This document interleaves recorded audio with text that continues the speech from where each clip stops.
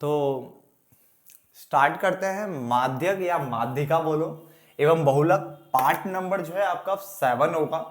ये चैप्टर लंबा खींचा है क्योंकि ये चैप्टर है भी काफी ज्यादा लंबा है। ठीक है, कुछ बुकों में तो मीन मीडियन मोड एक ही चैप्टर के अंदर है, तो कुछ बुकों में अलग अलग है। ठीक है ना, तो देखो हमारा जो पार्ट नंबर 7 है, आज यहाँ से बहुलक स्टार्ट होगा, यानी जिसको मोड बोलते हैं। क्लियर हो गया? तो बहुलक की ज्यादा से ज्यादा 1 या 2 ही क्लासेस बनेगी, 2 भी काम बन जाए तो बढ़िया है। ठीक है ना, बट अगर 2 में कंप्लीट नहीं होता है तो हम इसको तीसरी वीडियो तक खींचेंगे इसको। ठीक है, बहुलक को हम तीसरी वीडियो तक खींचेंगे। ठीक है ना, अब यहाँ पे हमें जो पढ़ना है क्या है, वो चैप्टर नंबर 10। तो स्टार्ट कर लेते हैं हम, फटाफट से हेडिंग डाल लीजिए जो भी आप कर रहे हो। सबसे पहले कि बहुलक होता क्या है, देखो इसका नाम क्या है, इंग्लिश में कहे तो मोड, हिंदी में कहे तो बहुलक या भूयिष्ठक बोल सकते हैं इसको।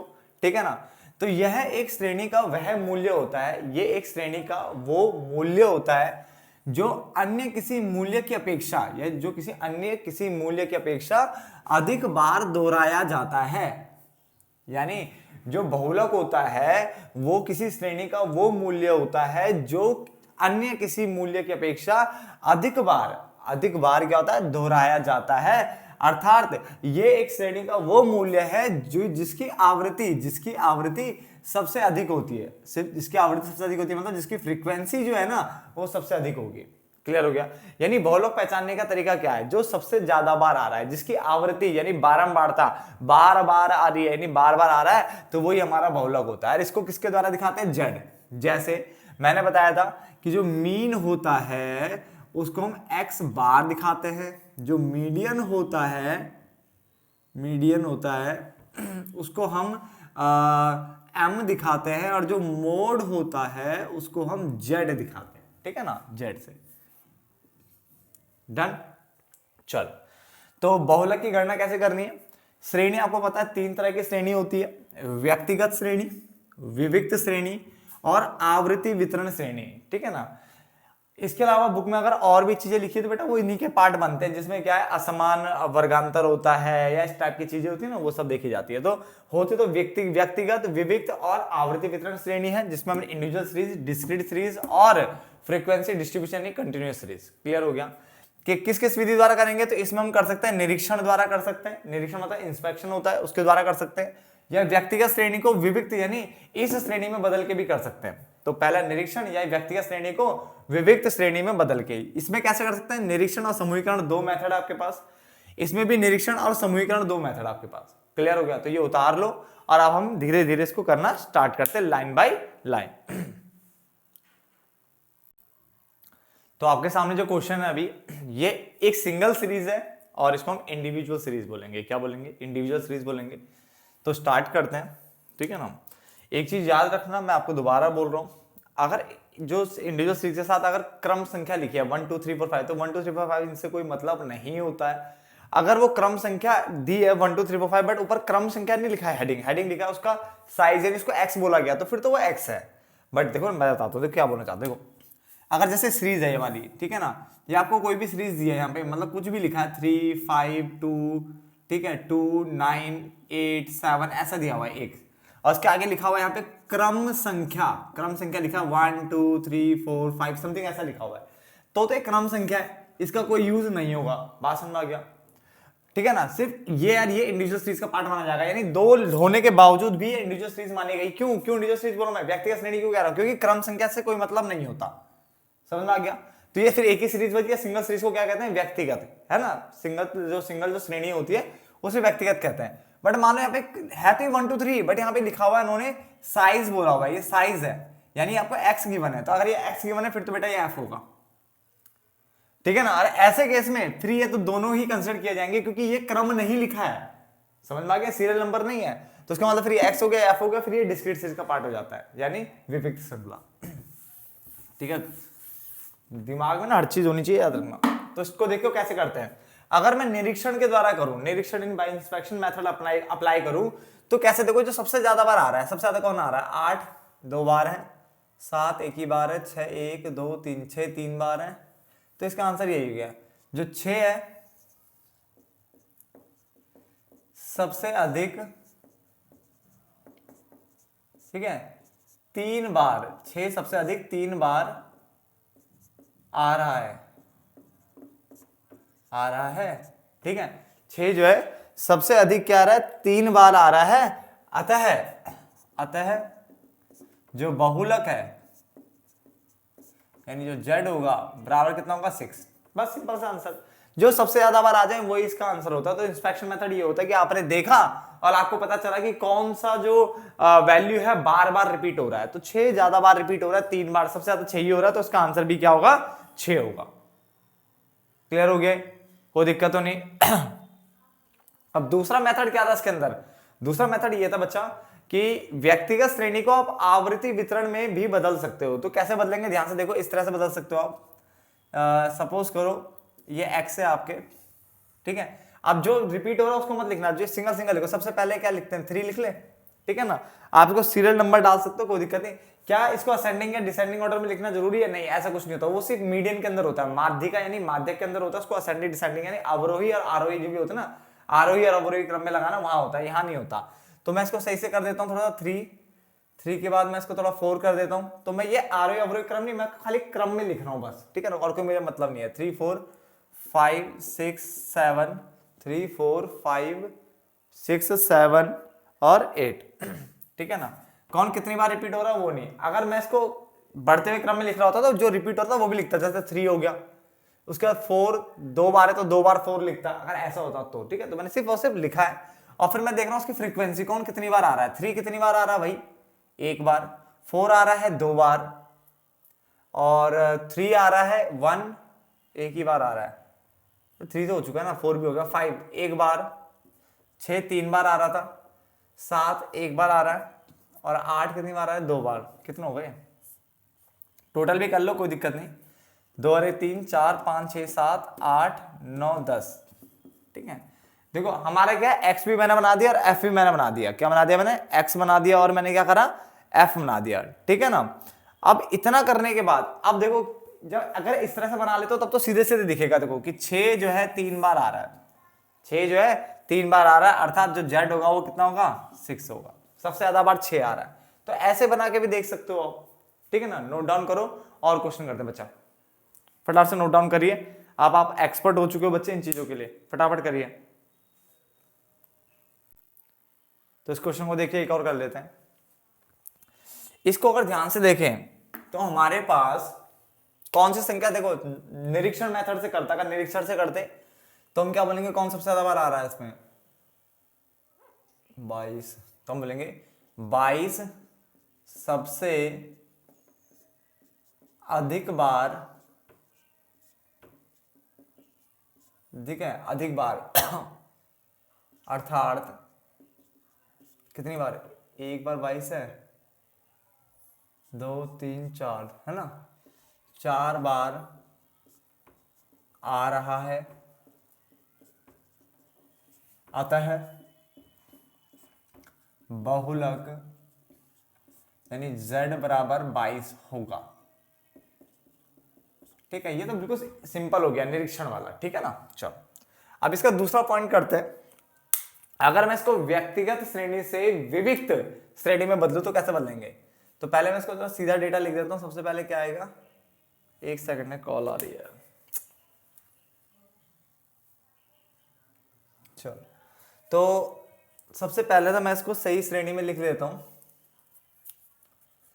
पहले क्या है हमारे पास, सबसे छोटा 17 है शायद, है ना, 17। तो पहले x लिख दिया मैंने 17,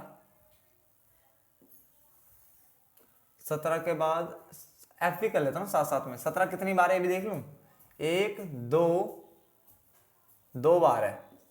17 के बाद 18 है, 18 कितनी बार है, 1 2, ये भी 2 ही बार है।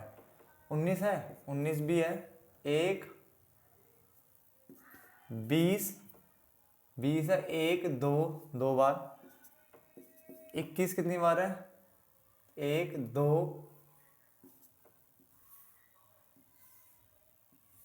उसका 22 मेरा 4 बार था, ठीक है ना। 23 कितनी बार है, 1 बार। 24 कितनी बार है, 1 बार है 24 ना, 1 टोटल भी कर लेता हूँ कि जितना मेरे क्वेश्चन में लिखा हुआ 15 विद्यार्थी लिखा हुआ था, तो 15 तक मैच हो रहा है। तो 4 1 5 6 7 8 9, 9 और 4 13 14 15, हाँ 15 मैच हो रहे हैं। ठीक है, लिखा होता है 10 विद्यार्थियों की संख्या है, जैसे पहले वाले में लिखा हुआ था, दूसरे में लिखा है 15, तो 15 से मैच भी हो गया ना साथ में, इसका मतलब टोटल सही है। अब इसका आंसर देखो, अगर इस तरह से बनाते हो तो इस तरह से भी आपको पता चल जाएगा इसका आंसर कौन सा है, ये वाला 22 सबसे ज्यादा बार आ रहा है, तो जो जेड होगा उसका आंसर क्या होगा 22, क्या होगा 22 होगा। क्लियर है कि जो सबसे ज्यादा बार आता है वही बहुलक होता है। चल फटाफट से नोट डाउन करिए, फ्यूचर के टीचर हो आप, टेंशन ना लो, फटाफट से उतारिए।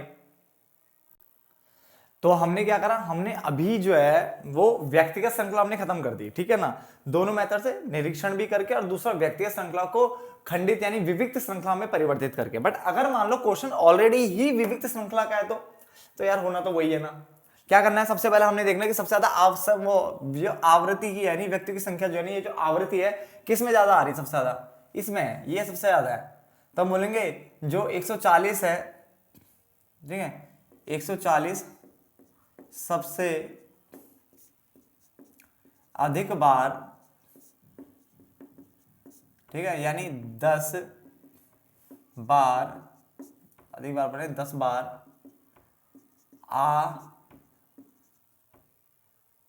रहा है, यानी जो 140 है वो सबसे अधिक बार 10 बार आ रहा है, ठीक है, आता है। जो बहुलक होगा यानी जो z होगा वो कितना होगा 140 होगा, यानी जो सबसे ज्यादा बार आ रहा है, ठीक है ना, तो वही हमारे का बहुलक होता है। तो ये हमने देखो दो क्वेश्चन उसके अकॉर्डिंग भी बना दिए थे। एक क्वेश्चन अगर मान लो ऐसा दे दे पेपर में, सीधा सीधा बनना है, तो पहले सीरीज की पहचान करी, इसमें x और f दोनों गिवन है, ये x होता है, वह f होता है नीचे वाला फ्रीक्वेंसी। जब दोनों गिवन है सबसे ज्यादा फ्रीक्वेंसी देख लो किसमें, जिसमें सबसे ज्यादा फ्रीक्वेंसी को, वही आंसर होगा आपका। समझ में आ गया। तो ये इसका निरीक्षण मेथड हो गया। बट इसका समूहीकरण मेथड अगर मैं करूं तो कैसे करेंगे वो समझते हैं, वो समझने लायक है क्योंकि, ठीक है ना। वैसे कोशिश करना समूहीकरण मेथड जो है, जितने मैं क्वेश्चन कर रहा हूं सिर्फ उतने ही करना, उसके एक्स्ट्रा क्वेश्चन मत करना उसके, ठीक है, वो नहीं पूछेगा आपसे इतना कुछ डीप, ठीक है ना। फिर भी समूहीकरण सिर्फ उतना ही करना जितना मैं करा रहा हूं, मतलब मैं तो कंप्लीट कराऊंगा, मतलब जैसे मैं और में बोलता हूं ना कि आपको मैंने जो क्वेश्चन कराया वो करो, उसके बाद घर पे जाके प्रैक्टिस करो और क्वेश्चनों की, ये भी बोलता हूं ना। समूहीकरण वाले मेथड में मैं ऐसे नहीं बोलूंगा, समूहीकरण वाले मेथड में जितने मैंने कराया सिर्फ आप उतने कर लो, काफी है। बट हाँ, इनके क्वेश्चन आप कर सकते हो, ठीक है ना, ठीक है ना। और इसके बाद जैसे आवर्ती वितरण के जो नॉर्मल क्वेश्चन होंगे फॉर्मुला वाइज, वो तो करना है, वो तो मोस्ट इंपोर्टेंट है। बट जो समूहीकरण होगा उसका भी वो जितने मैं कराऊं सिर्फ उतना ही करना है। क्लियर हो गया। चलो अब तो खुश हो गए होंगे आप सबके सब, ठीक है ना। चलो फटाफट से नोट डाउन करो उसे। तो अब आगे बढ़ते हैं। देखो अब ये मैंने आपके सामने एक क्वेश्चन और लिख दिया, ठीक है। अब इसको ना किस विधि से करना वो समझो। इसको मान के चलो अगर नॉर्मल करना होता है, जैसा अभी हम ये वाली कौन सी है, ये विविक्त श्रृंखला है। अगर नॉर्मली अगर देखें तो सबसे ज्यादा बार कौन आता है 16 10 14 17, यानी आंसर क्या होना चाहिए 10 होना चाहिए, ठीक है। बहुलक क्या होना चाहिए 10 होगा। बट मैं कह रहा हूं कि इसको समूहीकरण विधि द्वारा करना है, किसके समूहीकरण, ठीक है, इसके द्वारा करके दिखाओ। तो अब इसके द्वारा कैसे करेंगे, देखो मैं दो क्वेश्चन करा रहा हूं इसके, और दोनों को ध्यान से समझना ताकि आपको पल्ले पड़े कि है क्या चीज, ये बर्बादी, ठीक है ना। हाँ बर्बादी एक तरीके से, देखो कैसे बनाएंगे। सबसे पहले जैसे मैं डिजाइन कर रहा हूं आप भी करें, फिर मैं समझाता हूं, ठीक है ना। चलो आंसर सॉल्यूशन। सबसे पहले आपके पास क्या आकार, मैं अपने सामने रफ कॉपी मैंने खोल रखी है क्योंकि मुझे काम पड़ेगा साथ में। तो आकार इस तरह से मैंने आकार का एक कॉलम खोल दिया। उसके बाद आवृत्ति है, आकार यानी आपका x, आवृत्ति यानी आपका हो गया f, ठीक है बच्चा। ये दो आपको कॉलम मैंने बना के दे दिए, आकार बना दिया और एक क्या बना दिया, आवृत्ति बना दिया। अब हम क्या करेंगे, ध्यान से सुनना मेरी बात को साथ साथ में, ठीक है ना। एक लाइन में इस तरह से खींच देता हूं आपके लिए ताकि आपको समझ में आए मैं क्या करने वाला हूं उस क्वेश्चन में, ठीक है। आकार जो हमारा है वो मैं दूसरे कलर से लिख लेता हूं ताकि आपको समझ में, या इसी कलर को यूज करते हैं। चलो कितना है 2 3 4 5 6 7 8 9 10 11 12 और 13, ये आपको यहाँ तक साफ साफ विजिबल हो रहे हैं, ठीक है। 13 तक आपको दिखाई दे रहा सब सब, ठीक है। उसके आगे मैं इसकी आवृत्ति लिख देता हूं जो मेरे पास दी हुई है 3, फिर 8 10 12 16 14 10 8 17 5 4 और 1। क्लियर हो गया। अब आपको करना क्या है, ध्यान से सुनिए। देखो आकार वाले को, देखो हमें करना क्या होता है, जो हमें ये चीज दो चीज दी होती है, इसमें हम जो पहले वाला है इसको हम क्या मान लेते हैं, इसको पहला कॉलम मान लेते हैं। फर्स्ट कॉलम है मेरा, क्या है हमारा फर्स्ट कॉलम है, क्या है फर्स्ट कॉलम। इसके बाद हम एक कॉलम और बनाएंगे जिसका कॉलम होगा, जो नाम होगा हमारा सेकंड कॉलम। यानी टोटल कितने कॉलम होंगे, देखो टोटल होता है 6 कॉलम। 5 जो आपको बनाने हैं, एक आपको बन बनाया मिलता है, वो होता है आवृत्ति वाला। समझ में आ गया। कभी भी समूहीकरण विधि जब भी आएगी तो आकार वाले को छोड़ दो, आकार वाला तो ऐसे रहेगा। जो आवृत्ति होता है वो आपका पहला कॉलम होता है, यानी ये ऑलरेडी गिवन होता है। उसके अलावा आपको और भी कॉलम बनाने पड़ेंगे जो कि हमारे होते हैं 5 5 अदर होते हैं, एक इसको मिलाकर, तो टोटल कितने कॉलम बनाए जाते हैं 6। तो अगर आपसे कोई टीचर बोले समूहीकरण विधि में कितने कॉलम बनाए जाते हैं, तो आप बोलोगे उसमें टोटल 6 कॉलम होते हैं, जिसमें से एक तो आवृत्ति वाला होता है और 5 अदर होते हैं जो हम बनाते हैं। क्लियर हो गया। चलो तो 5 कॉलम में बनाने वाला हूं। दूसरा, ठीक है ना, ठीक है, फिर तीसरा,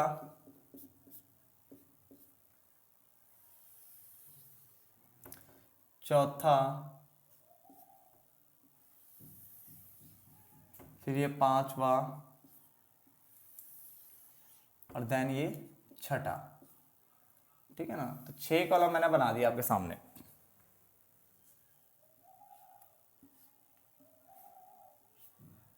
तो पहला, दूसरा, तीसरा, चौथा, 5वां, छठा।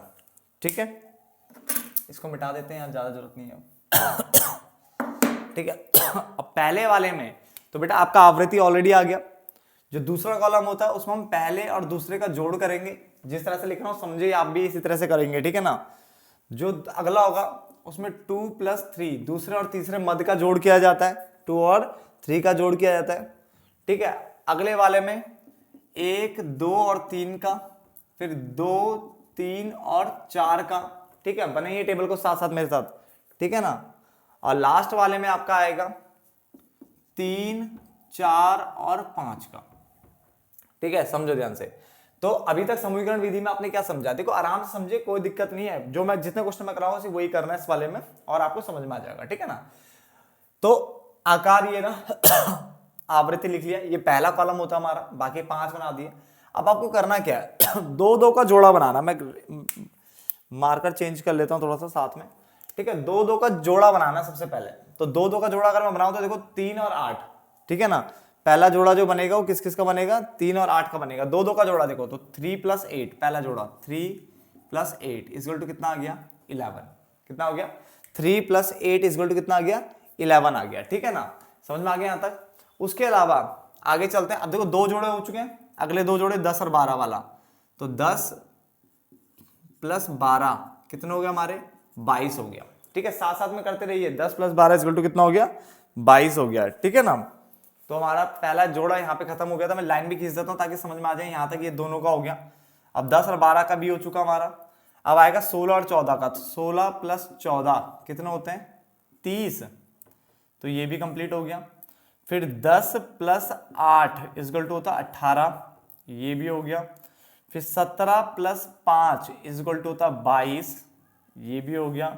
और 4 + 1 इक्वल टू होता 5, ये भी हो गया। क्या जरूरी है कि 2-2 के जोड़े में होगा, ऐसा नहीं है, कम ज्यादा हो सकता है, इसलिए मैं एक क्वेश्चन और कराऊंगा उसके बाद। ठीक है ना, ये समझ में आ गया। तो ये होता है 1 + 2 का टोटल। क्या होता है, 1 + 2 का टोटल होता है। अब हमें क्या करना है, अब हमें 2 और 2 से लेके जाना है। अब 2 + 3 से स्टार्ट करते हैं। तो पहले वाले को छोड़ दीजिए, पहला तो ये नहीं करना। 2 + 3 मतलब हो गया यहां से, इससे मत करना काउंट, ये ऐसे गिनोगे 1 2 3 4 ऐसे करके है। तो अब हमें 2 और 3 यानी इस वाले से लेना है। तो पहले को छोड़ दो, तो आएगा आपका दूसरा 8 + 10। 8 + 10 कितने होते हैं, 18। तो ये 10 तक आ चुका है, 10 तक हो गया। अब 12 + 16, 12 + 16 कितना होता है, 28। तो ये भी हो गया। यानी पहली सीरीज छोड़नी है। पहले में पहला दूसरे को जोड़ा, इसके बाद आगे 2-2 का जोड़ा बना। अब की बार पहले से स्टार्ट नहीं हो रहा, पहले को छोड़ दो, दूसरे तीसरे से जोड़ने हैं। तो 2 ये जोड़ दे, 2 ये जोड़ दिए। अब अगले 2 ये रहे, 14 + 10 इक्वल टू 24। फिर 8 + 17 इक्वल टू कितना होता है, 17 और 8 होते हैं साथ तुम्हारे, 8 7 15 25। फिर 5 + 4 इक्वल टू होते हैं 9। और ये इसको छोड़ दो, जो नहीं बन पा रहा है उसको छोड़ देते हैं। ठीक है ना, उसको ग्रुप नहीं बन रहा क्योंकि। अब हमें क्या चाहिए अगले में 1 2 और 3 यानी पहला दूसरा तीसरा तीनों का सम चाहिए। तो पहला दूसरा तीसरा ये रहे, तो 3 + 8 + 10, तो 18 और 3 21, तो तीनों कंप्लीट हो गए, यहां पे तक कंप्लीट हो गए ना। उसके बाद 12 16 और 14, ये कितने होते हैं 30 और ये 42, ये 14 तक यहां तक निपट गए। उसके बाद 10 8 और 17, 17 8 25 और 10 35, ठीक है, ये भी निपट गया। अब बचे हमारे पास 5 4 1, 5 4 और 1, 5 4 9 और 1 10, ये भी निपट गया। तो 3 3 का जोड़ा बनाया फिर हमने।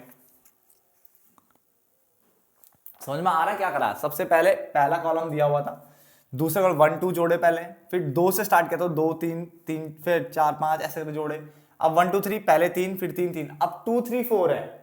2 3 4 का मतलब क्या हुआ? 2 3 4 का मतलब पहले को छोड़ना पड़ेगा। अब 8 10 12 लेना पड़ेगा, तो 8 10 और 12, तो 8 20 और 10 30, ठीक है, तो ये 12 भी कंप्लीट हो गया हमारा ये। उसका 16 14 और 10, 16 14 और 10, तो 30 और 10 40, ठीक है ना, तो ये हो गया हमारा 40।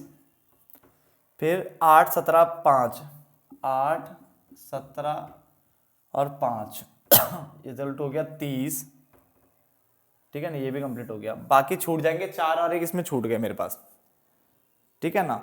अब हमारे पास है 3 4 और 5, 3 4 और 5, तो तीसरे से स्टार्ट करना, 1 2 3 यहां से स्टार्ट करना है। 10 12 और 16, तो 10 12 और 16, तो ये हो गया हमारे 38, ठीक है ना, ये हो गया। उसके बाद 14 10 और 8, 14 और 8 22 और 10 32, ये भी हो गया। और उसके बाद 17 + 5 + 4, 17 और 5 22 और 4 26, ठीक है ना, ये भी हमारा कंप्लीट हो गया, ठीक है ना। इस तरह से हमने इसको क्या कर दिया, बना दिया। पहले समझ में आ गया तक? ठीक है, थोड़ा अटपटा सा है बेटा, बट समझो, आराम से समझो, कोई बड़ी बात नहीं है, आराम से इसको देख के समझो, ठीक है। पहले 1 2 का टोटल किया पहले सिंगल सिंगल था, फिर 1 2, फिर 1 के बाद 2 3, फिर 1 2 3, फिर 2 3 4, जैसे यहां से 2 3 फिर 3 4 5, ठीक है ना, ऐसे किया। अब हर सीरीज में से जो सबसे ज्यादा आ रहा है उस पर गोला लगाओ। तो सबसे पहले में सबसे ज्यादा कौन है? 17, गोला लगा दिया। यहां सबसे ज्यादा क्या है हमारे पास? 30 है शायद, है ना, 30। इस वाले में सबसे ज्यादा क्या है? 28। इसमें क्या है? 42। इसमें क्या है सबसे ज्यादा? इसमें तो 2 2 लग रहे हैं मेरे को, 30 और 30 2 2 लग रहे हैं ना, ठीक है ना। एक बार चेक कर लेता हूँ, टोटलिंग गलत तो नहीं किए गए, 2 2 कैसा आ गया? एक सेकंड जाओ, ओह सॉरी, 40 भी तो है, मैं वही कहूँ कहाँ से टोटलिंग गलत तो नहीं होगी, 40 है ना यहाँ पे। और यहाँ पे सबसे ज्यादा क्या आ रहा है? 38, ठीक है। तो ये मैंने गोले लगा दिया, आप भी गोले लगा लो कि इस तरह से ये सबसे ज्यादा बार आ रहे हैं। क्लियर हो गया?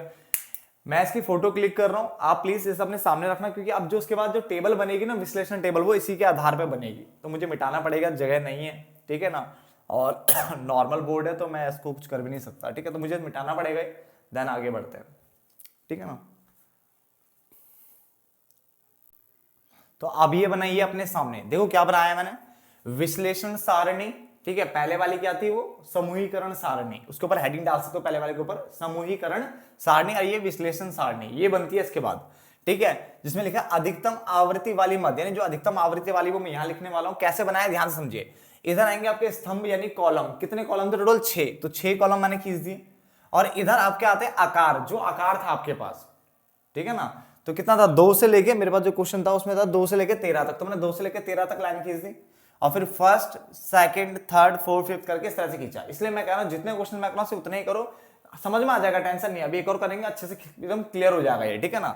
तो समझ में सब कुछ आ रहा है, पहला वाला कॉन्सेप्ट समझ में आ गया जो बनाया था, अब ये भी कर रहा हूं उसके साथ में, ठीक है ना। अभी आपको इसका आंसर मिल जाएगा कि बहुलक होना क्या चाहिए, ठीक है, समूहीकरण द्वारा, तो समझ में आ जाएगा। 2 क्वेश्चन मैं कराने वाला हूं तो काफी है, और 2 क्वेश्चन के या 1 2 क्वेश्चन मैं आगे वाले में कराऊंगा, जो तो उसमें भी तो समूहीकरण विधि है ना, तीसरी वाले में भी, तो वहां कर लेंगे, तो काफी हो जाएगा।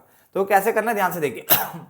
सबसे पहले वाला स्तंभ जो था वो याद, आपकी कॉपी में, आपके पास कॉपी पड़ी है, और उस कॉपी में अगर आप ध्यान से देखो तो पहला वाला जो स्तंभ था वो आपका फ्रीक्वेंसी वाला था बच्चा। क्या था? फ्रीक्वेंसी वाला स्तंभ था, है ना। और फ्रीक्वेंसी वाले स्तंभ में अगर आपको याद हो तो वो क्या रहा था, उसमें सबसे ज्यादा क्या था बच्चा, उसमें सबसे ज्यादा जो था पहले वाले स्तंभ में अगर मैं आपको बताऊं तो 17 था, 17 ज्यादा था। और वो 17 जो है किसके अंदर आ रहा है, 10 में, तो हम टिक लगा देंगे यहाँ 10 में, ठीक है ना। जो 17 था वो सबसे ज्यादा किस में आ रहा था बेटा, 10 में आ रहा था, तो मैंने 10 में टिक लगा दिया, ठीक है। अब आ जाओ दूसरे वाले कॉलम में, जो आपका कॉपी में दूसरा कॉलम बना है, उसमें अगर ध्यान से देखें हम तो 30 सबसे ज्यादा आ रहा था। और 30 कहां पे था, 16 और 14 में, यानी आगे जाके देखे तो 30 के आगे वाली आकार देखो, आवृत्ति थी 16 14, उसके आकार देखे तो वो 6 और 7 में था। तो 30 कहां पे आ रहा था, 6 और 7 में। तो इस वाले में 6 और 7 में सबसे ज्यादा अधिकतम आवृत्ति वाली मत थी। उसके बाद और आगे आते कॉलम नंबर थर्ड में 28 सबसे ज्यादा था। 28 के लिए जो आकार लिया था हमने 12 और 16 लिया था, ठीक है ना। और 12 16 किस में आ रहा है, 5 और 6 में आ रहा है, 5 और 6 में, तो 5 और 6 हो गया, समझ में आ गया। देन फिर कॉलम नंबर 4 पे आइए, अपनी कॉपी में ध्यान दीजिए, 4 आइए, उसमें 42 ज्यादा था, और 42 आ रहा था 12 16 और 14 को जोड़ के। तो 12 16 14 में जो आवृत्ति वो आकार है हमारा 12 16 14 में 5 6 7 है, तो 5 6 और 7, क्लियर हो गया। उसके बाद पांचवा जो था उसमें था 40 सबसे ज्यादा, और 16 14 10 से आ रहा था, 16 14 10 ये आ रहा हमारे 6 7 और 8 आकार में, 6 7 और 8, 6 7 और 8, ठीक है। देन उसके बाद लास्ट जो था उसमें 38 ज्यादा था, 10 12 16 से, 10 12 16 ये आ रहा है 4 5 6 से, 10 12 16 4 5 6 से, तो 4 5 और 6, क्लियर हो गया, ठीक है। तो इस तरह से आपको टिक लगाने पड़ेंगे, क्या लगाने पड़ेंगे, टिक लगाने पड़ेंगे। अब टोटल करते हैं, 2 में कुछ आया नहीं है, 3 में कुछ आया नहीं, इसमें कितनी बार टिक लगाए, एक बार, यानी 4 में जो 4 जो आया टिक लगाए, एक टिक लगाए। इसमें कितना लगे, 3, इसमें लगे 2 3 5, इसमें 5 टिक लग रहे हैं, वेरी गुड। इसमें हमारे 3 हो गए, इसमें हमारा 1 हो गया, इसमें कुछ नहीं है, इसमें 1 हो गया, ठीक है ना। और यहाँ भी कुछ नहीं है।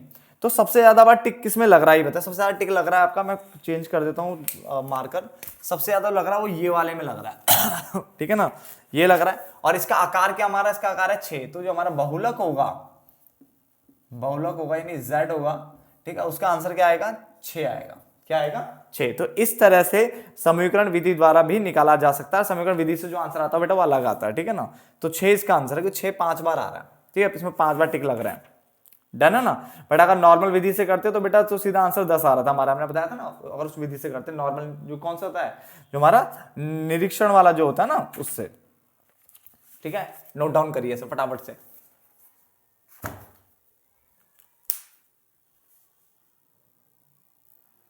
चलो क्वेश्चन देखिए अगला।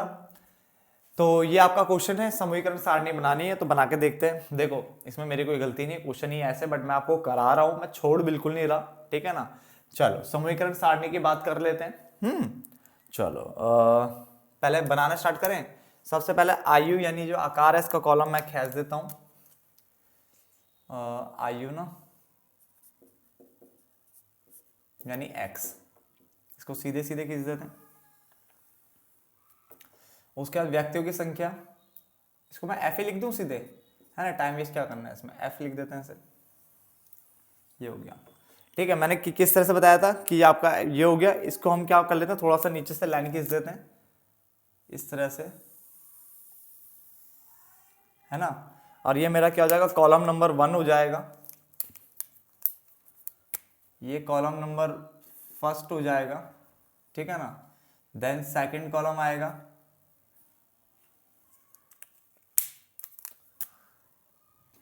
सेकंड आ गया, उसके बाद थर्ड,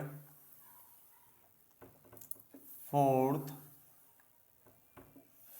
फिफ्थ, और ये लास्ट में सिक्स्थ, ठीक है ना। तो ये हो गया हमारा सेकंड, देन थर्ड, फिर फोर्थ, फिर फिफ्थ और फिर सिक्स। यानी फ्रीक्वेंसी को गिन करके हमें 6 कॉलम बनाने हैं, 5 ये और 1 ये, तो 6 होगा टोटल, ठीक है ना। तो इस तरह से मैंने सिखाया था, बिल्कुल सेम वही करेंगे, ठीक है। कोशिश करो आप मुझसे पहले करो, ताकि ना आपको समझ में आए कि हो क्या रहा है, ठीक है। क्वेश्चन के अंदर मैं इसको उतार लेता हूं, उसका क्या था हमारे 15 20 25 30 35 40 45 50 और ये 55, ठीक है। ये हमारा आ जाएगा 2 3 4 10 11 12 3 2 1। अब सबसे पहले वाला जो मैंने बताया था, इसमें हम क्या करते हैं, पहले दो को, तो 1 + 2 आता है इसमें हमारा क्या आता है 2 + 3, इसमें 1 2 3, इसमें 2 3 4, और इसमें 3 4 और 5, है ना, ये लिखवाया था सेम टू सेम कॉपी। चलो स्टार्ट करते हैं। 1 + 2, दो को जोड़ के देखते हैं इनको। तो पहले सबसे पहले वाले में ज्यादा क्या है ये बता दो, पहले इसमें गोला लगा ही देता हूँ साथ साथ में। सबसे ज्यादा वाले में इसमें पहले में ज्यादा क्या है 12, ये सबसे ज्यादा है, ठीक है ना, पहले हमने तो मिल गया। अब इसको बनाते हैं, 2 + 3 = कितना होगा, 2 और 3 5, खत्म हो गया। फिर 4 + 10 = होगा 14, ये भी खत्म हो गया। उसके बाद 11 + 12 = कितना होता है 23, ये भी हो गया। फिर 3 + 2 = हो गया 5, ये भी हो गया। अब देखो इसमें एक बच गया, पिछले वाले में तो बराबर थे तो इवन संख्या थी तो दो दो का जोड़ा बन गया था, इस बार नहीं बन रहा है, ठीक है, तो छोड़ दो, कोई दिक्कत नहीं, ठीक है। तो इसलिए मैं इसलिए करा रहा हूं से, ताकि आपको समझ में आ जाए कि इस टाइप का होगा तो कोई दिक्कत नहीं है, ठीक है ना। चलो अब 2 + 3, इसमें देखो इसमें भी गोला लगा देता हूं। सबसे ज्यादा क्या आ रहा है, सबसे ज्यादा हमारा 23 है, ये मैंने गोला लगा दिया, ठीक है ना। जो भी दोस्त इस वीडियो को ना आराम से देख रहा होगा उसको समझ में आ जाएगा ग्रुपिंग। बहुत सारे टीचर छुड़वा देते हैं ना, कोई दिक्कत नहीं, ठीक है ना। बहुत सारे बच्चे करते भी नहीं ऐसी डर से कि थोड़ा बड़ा होता है, ठीक है, बट कर लो यार, ठीक है, समझ में तो आ ही रहा है, नहीं समझ में आएगा तो फिर तब की तब है, ठीक है ना। चलो कोशिश करते हैं, डन। और 2 + 3, 2 + 3 में आएगा, इसको छोड़ दे, इसको आएंगे तो 3 + 4 = हो गया 7, फिर 10 + 11 = 21, फिर 12 + 3 = 15, और फिर 2 + 1 = 3, ठीक है। तो इसमें सबसे ज्यादा जो आ रहा है वो हमारा है 21, ठीक है ना। उसके बाद आगे बढ़ते हैं, 1 + 2 + 3, तो 2 + 3 + 4, 4 3 7 और 2 9, ठीक है ना। तो यहाँ पे आ गया पहला। उसके बाद ये क्या हमारा 10 + 11 + 12, तो 12 और 10 22, और ये 33, ये भी हो गया। उसके बाद 3 + 2 + 1, 3 2 5 और 1 6, ठीक है ना, तो ये भी हो गया।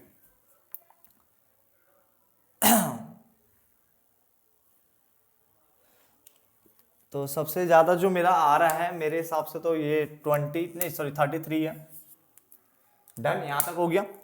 आगे बढ़ते हैं, देखते हैं आगे क्या क्या है। 2 3 4 देखते हैं, 2 3 4 पहला छोड़ दें तो बचेगा हमारे पास 3 + 4 + 10, 17 ही आ गया, ठीक है, तो 10 भी गया।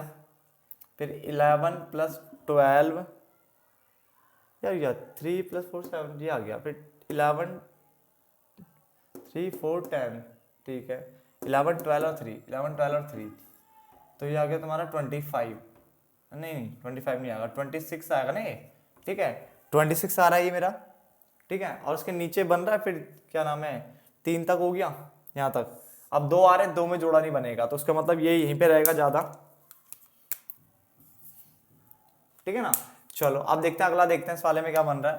3 4 5, तो 1 2 3 4 से आएगा, 4 10 और 11, या 21 और 4 25, तो ये हो गया। और फिर 12 3 और 2, पहले यहाँ तक ले लूँ, 11 तक हो गया। अब उसके बाद 12 3 और 2, 3 2 5 और 12 5 17, ठीक है। तो इसमें जो ज्यादा आ रहा है वो है 25, क्या आ रहा है 25, ठीक है ना। तो मैंने ये कुछ गोले लगा दिए हैं, ठीक है ना, आप फटाफट से इसे बना लीजिए। अब इसका विश्लेषण टेबल बनाते हैं, ठीक है सर, करिए करिए फटाफट से। आप ध्यान से देखना, ठीक है ना, इसमें बिल्कुल वही विश्लेषण सारणी, यहाँ पे मैंने वो आपका जो x होता है वो ले लिया, यहाँ पे टोटल 6 वो होते हैं आपके पास, ठीक है ना। अब मैं मार्कर्स यूज कर रहा हूँ, ध्यान से देखते हैं कैसे बनेगा, ठीक है ना। सबसे पहला देखो, अभी आवृत्ति वाले में जो सबसे ज्यादा था मेरे पास वो क्या था आपके पास, वहां पे 12 था, और 12 आ रहा था 40 में ना, तो 12 आ रहा था पहले वाले में 40 में, पहला तो ये है। दूसरा देखते हैं, कॉलम 2 में 23 सबसे ज्यादा था, जो कि 35 और 40 में आ रहा है ना, 35 और 40 में आ रहा है शायद। तो 35 और 40 में टिक लगा दिया, ठीक है ना।